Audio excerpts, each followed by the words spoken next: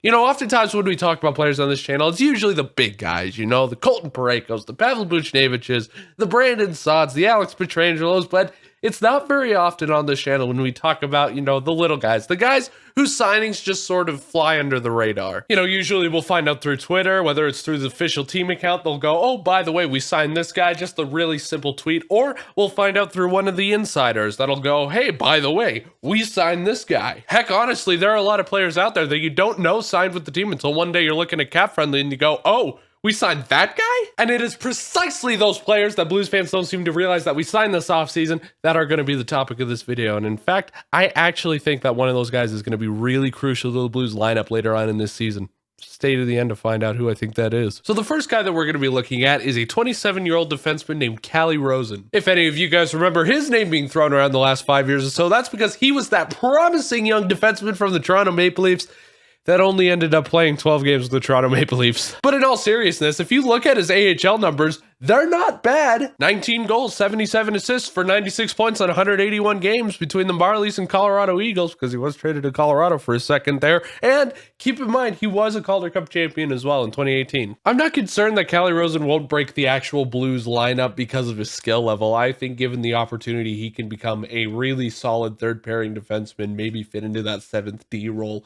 My concern is the absolute logjam that we have on defense right now. I mean, we want Tyler Tucker to get more minutes. We want Scott Perunovich to break the lineup this year. I mean, there's just so many players that we want, you know, to be on defense so that they're not wasted in our system. And I think Calle Rosen just further clogs that. Hell, we want Jake Wallman to get regular minutes as well. I mean, there's just not enough spaces in the lineup for all the defensemen to get their fair share of minutes. Ultimately, it's an okay depth signing. I mean, I know that he's not going to crack the lineup for the Blues, at least not this year, and it's only a 1-year deal, so...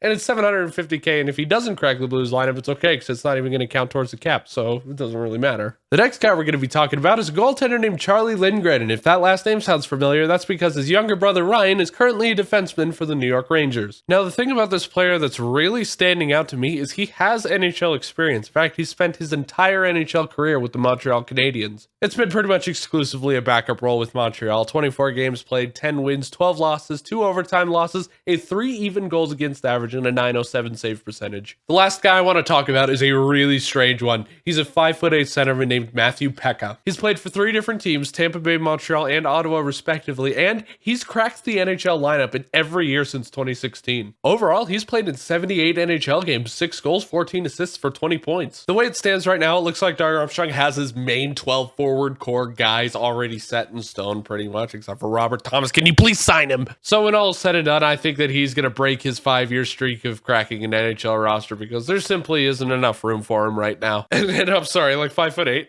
Like really? Like that's not a Brewmate player. Like, come on. So which one of these players do I see breaking the Blues lineup in an impactful way later this season? Charlie!